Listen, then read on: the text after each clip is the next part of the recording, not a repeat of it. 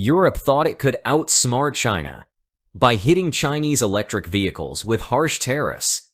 Brussels believed it was protecting its homegrown car industry.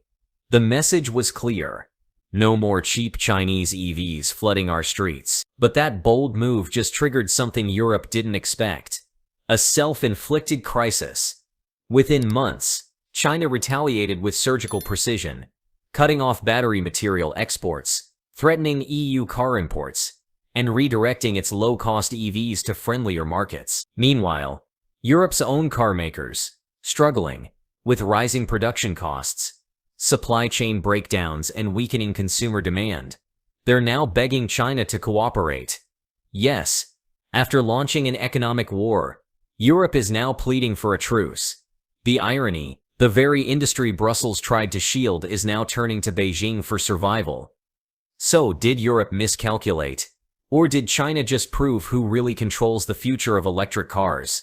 Let's find out. Europe once led the world in car manufacturing, from Germany's precision engineering to France and Italy's design innovations. For decades, European brands like Volkswagen, BMW, Mercedes, Peugeot, and Fiat dominated global roads. But times have changed. The rise of electric vehicles, EVs, has shaken up the global auto industry. And in this new race, China isn't just participating, it's leading. With heavy government subsidies, massive production capacity, and control over 70% of global battery supply chains, Chinese EV makers like BYD, NEO, and XPeng have rapidly expanded across Asia, Africa, Latin America, and now Europe. This created panic in Brussels. European carmakers, burdened with higher labor costs and stricter environmental regulations, have struggled to compete with China's low-cost, high-tech EVs. In 2024, Chinese EVs flooded the European market, undercutting local prices by as much as sales surged, especially in southern and eastern Europe, sparking fears of deindustrialization in Germany and France. Under growing pressure from local automakers and unions, the European Commission launched an anti-subsidy investigation, accusing Beijing of distorting global competition. By mid-2025, the EU imposed tariffs ranging from 17% to 38% on Chinese EVs, claiming it was a necessary step to level the playing field. But China wasn't surprised. Behind the scenes, Beijing had already prepared for this moment. It ramped up trade with non-Western markets, increased domestic demand, and began tightening control over key raw materials like lithium, cobalt, and rare earths, all crucial to EV battery production. Even worse for Europe, many of its own car makers rely heavily on Chinese batteries, tech, and partnerships. Volkswagen, BMW, and Renault all have joint ventures or major supply deals with Chinese companies. So when China responded by limiting battery exports and reviewing European car imports, the pain was felt immediately. Production lines slowed, prices spiked, and the green transition began to stall. Europe thought it could isolate China's EV industry. Instead, it isolated itself. By early 2025, European officials were facing immense pressure.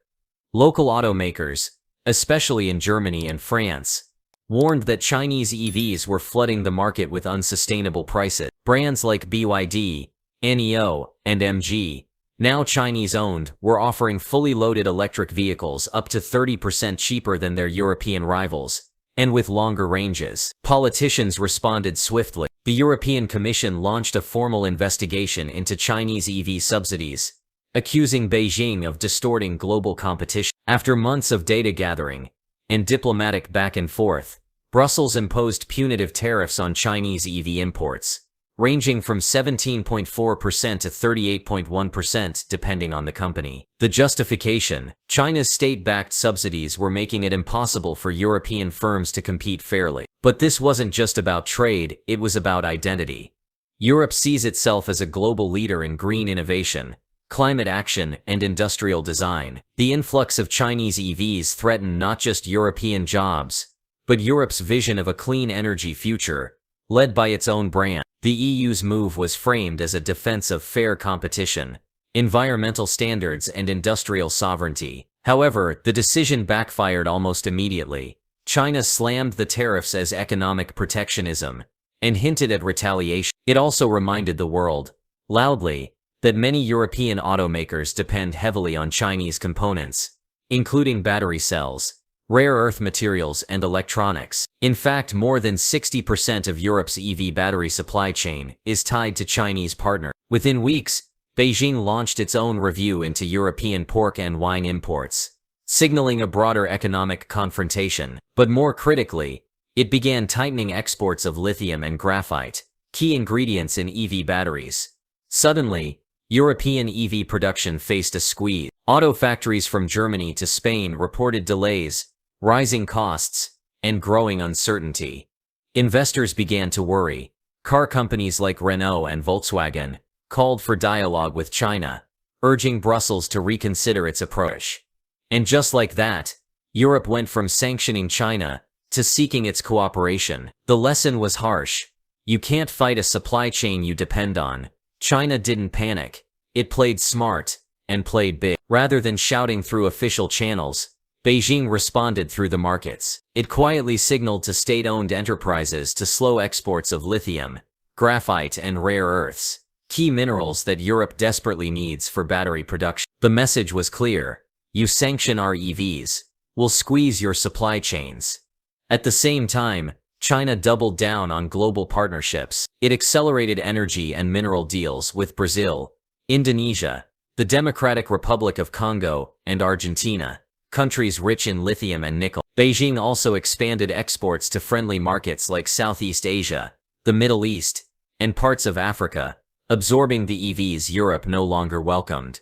But perhaps China's boldest move was its pricing strategy. Companies like BYD slashed prices on entry-level EVs in non-European markets, gaining record sales. And even in Europe, despite tariffs, Chinese EVs remained cheaper than many local models. That shocked European buyers and rattled European automakers. Meanwhile, Chinese automakers leaned on joint ventures already operating inside Europe. For example, BYD and SAIC have factories or partnerships in Hungary, Germany, and the Netherlands, meaning they could still sell made-in-Europe cars, avoiding tariffs altogether. China's global dominance in batteries gave it another edge. 70% of the world's EV batteries are made in China. Even European brands depend on Chinese battery makers like ATL to keep their factories running.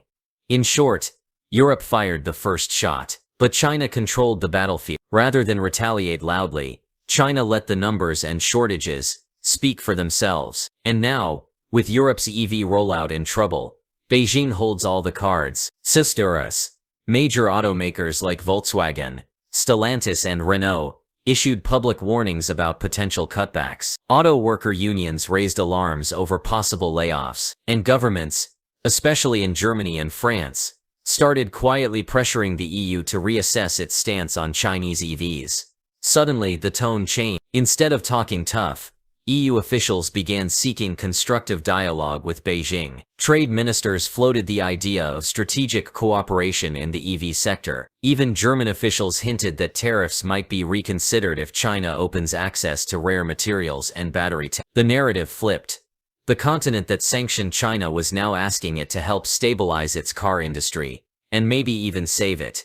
Europe's battle against China's EV dominance was meant to protect its industry, but it exposed just how dependent that industry had become on Beijing. Now, the EU stands at a crossroads: continue the trade war and risk further damage to its green transition, or negotiate with the very country it tried to push back. One thing is clear: China has already won round one, not with threats, but with leverage, production power, and strategic patience. The irony couldn't be sharper. Europe, long seen as the champion of clean tech and industrial leadership, now finds itself asking China for access to the future. Will Europe double down on protectionism, or quietly align with Beijing to stay in the EV race? The coming months will define the balance of global industrial power and the fate of Europe's auto legacy.